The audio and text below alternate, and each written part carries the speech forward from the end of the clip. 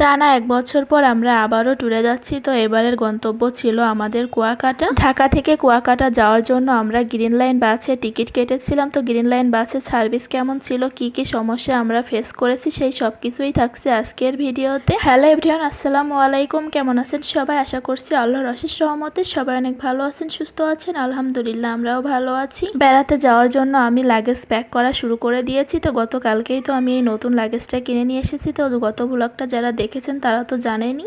তো গত রাতে আমি আর ব্যাগ প্যাকিং করতে পারিনি। তো এখন আমি বাবুকে ঘুম পাড়িয়ে দিয়ে তারপর ব্যাগটা প্যাকিং করে নিয়েছি। আমাদের বাস ছিল রাত 11:30টার দিকে, আর আমরা যেহেতু সাবা থেকেই যাব তাই আমরা আগে থেকে রওনা দিয়ে দিয়েছি। তো আমাদের বাস ছিল কলাবাগান থেকে 11:30টার দিকে। তো আমরা একটু আগে থেকে রওনা দিয়েছি। তো আমরা বাসে করে চলে যাচ্ছিলাম, যেহেতু এখন অনেকটা রাত হয়ে গিয়েছে, রাত 9টার মতো বেজে গিয়েছিল, সেই জন্য আমরা এই বাসে করে যাচ্ছি। তো একটু আগে ভাগে এসেছিলাম, এই জন্য কাউন্টারে এসে আমরা 1-1.5 ঘন্টা বসেছিলাম। আর আজকে ভিড়টাও একটু বেশি ছিল, যেহেতু ডিসেম্বর মাসের শেষের দিকে, আর এই সময় সবাই মোটামুটি ঘুরতে যায়, এর জন্য কাউন্টারে অনেক বেশি মানুষের ভিড় ছিল। তারপর এই যে আমাদের বাসটা চলে আসে আর আমরাও বাসে উঠে পড়ি। হঠাৎ করে যেহেতু আমাদের সবটা প্ল্যান হয়, এর জন্য আমরা আগে থেকে টিকিট কাটতে পারিনি। তো একদিন আগে আমরা টিকিট কেটেছি, সেই জন্য বাসের একদম লাস্টের দিকে আমাদের সিটটা পড়েছে। তো যদিও বা আমাদের পিছনে এখনো 2টা সিট। বাসে ওঠার পরে তো বাবু কান্নাকাটি শুরু করে দিয়েছিল, সে যেতে চাচ্ছিল না, বলছিল যে সে বাইরে যাবে। তাই তার বাবা নিয়ে তাকে ওখানে দাঁড়িয়েছিল, একটু শান্ত করার চেষ্টা করছিল। এই ভিডিওগুলো ছিল ডিসেম্বরের 15 তারিখের। তো আমার ভিডিওগুলো ছাড়তে অনেক বেশি লেট হয়ে গিয়েছে। বেড়াতে গিয়ে আমাদের সাথে অনেক বড় একটা দুর্ঘটনা ঘটে গিয়েছিল, যার কারণে আমি এতদিনে ভিডিওগুলো ছাড়তে পারিনি। আর পরে যেহেতু ভাবলাম ভিডিওগুলো করা ছিল তাই আপলোডই দিয়ে দিই, আর স্মৃতি হিসেবে থেকে যাবে। আল্লাহর নাম করে বাস কিন্তু আমাদের কুয়াকাটার উদ্দেশ্যে ছেড়ে দিয়েছে। তো আমরা কিন্তু এখনো ঢাকার ভিতরেই ছিলাম। তো এই দিন যেহেতু 16ই ডিসেম্বর ছিল, তো এই সময় কিন্তু অনেকেই ঘুরতে যায়, তার জন্য ঢাকা শহরে অনেক বেশি জ্যাম ছিল।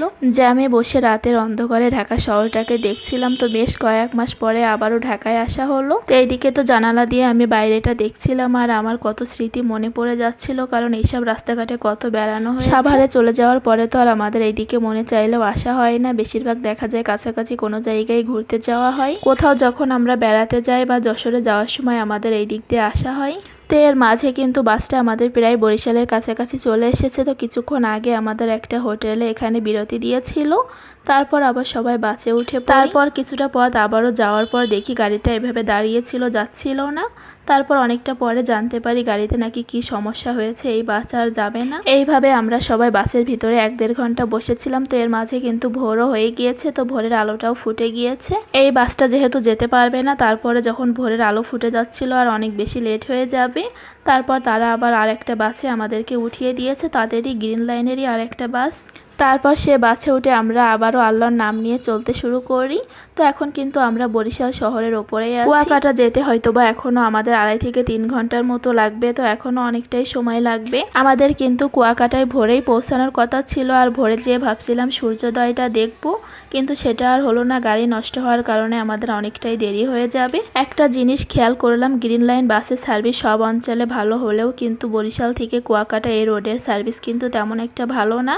ওনাদের অনেক দিনের যেই পুরানো বাসগুলো আছে সেই বাসগুলোই কিন্তু এই রোডে দেয়া আছে, তার জন্য সার্ভিস তেমন ভালো পাওয়া যায় না। আমরা আরো খোঁজ নিয়েছিলাম, কিন্তু গ্রিন লাইন ছাড়া আর তেমন ভালো কোনো বাস আমরা এই রোডে পাইনি। এসি বাসের সংখ্যা খুবই কম, সেই সাথে নন এসি কিছু বাস আছে। তো সেইগুলো সার্ভিস আমার মনে হয় না তেমন ভালো হবে। তাই কুয়াকাটায় যেতে হলে এতটুকু হ্যাসেল সহ্য করাই লাগবে। তো আমরা কিন্তু এখন চলে এসেছি কুয়াকাটায়। তো এটা ছিল বরিশাল গেট। তো এই জায়গাটা আবার কুয়াকাটা 0 পয়েন্ট নামেও পরিচিত। তো এখানে আমরা একটা রেস্টুরেন্টে এসেছি সকালে নাস্তাটা করার জন্য। ভাবছি সকালে নাস্তাটা সেরেই তারপরে আমরা হোটেলে যাব। তো আমাদের হোটেলে চেক ইন ছিল 12টার সময়। তো আমরা একটু আগেই চলে এসেছি। তো এখন প্রায় 9:30টার মতো বাজেছিল, অনেকটাই বেলা হয়ে গিয়েছে। তাই ভাবলাম এখান থেকে নাস্তাটা করেই তারপর আমরা হোটেলে যাই। এই রেস্টুরেন্ট থেকে আমরা হালকা ফ্রেশ হয়ে নিয়েছি। তারপরে এখন অর্ডার করে দিয়েছি পরোটা, সবজি আর ডিম খিচুড়ি। তো ডিম খিচুড়িটা দেখে ভালো লাগছিল তাই সেটা অর্ডার দিয়েছি। টেস্ট করলেই দেখা যাবে খাবারগুলো কেমন হয়। তো সবজিটা দেখতে ভালোই লাগছিল, সেই সাথে খিচুড়ি চেয়ারাটাও ভালো ছিল। এখানকার খাবারগুলো মোটামুটি এভারেজ ছিল, খুব বেশি যে ভালো ছিল সেটাও না, মানে খাওয়া যায় এই আর কি। তারপর এখান থেকে সকালে নাস্তাটা শেষ করে আমরা হোটেলে যাওয়ার জন্য একটা ইঞ্জিন ভ্যান রিজার্ভ করে নিই। হোটেলটা আমাদের মোটামুটি কাছেই ছিল, তো এই ভ্যানে করে যেতে আমাদের 7-8 মিনিটের মতো লাগবে। আগে থেকে আমরা হোটেলে রুম বুক করে রেখেছিলাম। তো আজকে আমরা যাচ্ছি শিকদার রিসোর্টে। শিকদার রিসোর্টের রিভিউ অনেক ভালো শুনেছি, তো এখানে নাকি সব থেকে ভালো মানের রিসোর্ট হলো শিকদার রিসোর্ট, তাই আমরা ওখানেই উঠবো। আগামী 2 রাত আর 3 দিনের জন্য আমরা ওখানেই রুম বুক দিয়ে রেখেছি। আমরা কেমন রুম নিয়েছি আর শিকদার রিসোর্টের সার্ভিস কেমন সেই সব কিছু নিয়েই কিন্তু পরবর্তী ভিডিও আসবে। আর কেউ যদি শিকদার রিসোর্ট সম্পর্কে কিছু জানতে চান বা আমাদের ট্যুরের বিষয়ে কিছু জানতে চান তাহলে কিন্তু অবশ্যই কমেন্টস করবেন, আমি উত্তর দেওয়ার চেষ্টা করব। আজকের ভিডিওটা আমি আর বেশি বড় করছি না, দেখা হবে পরবর্তী ভিডিওতে। সেই পর্যন্ত সবাই অনেক ভালো থাকবেন, সুস্থ থাকবেন, আর আমাদের এবারে ট্যুরের ভিডিওগুলো দেখতে অবশ্যই আমার চ্যানেলের পাশেই থাকবেন। আল্লাহ হাফেজ।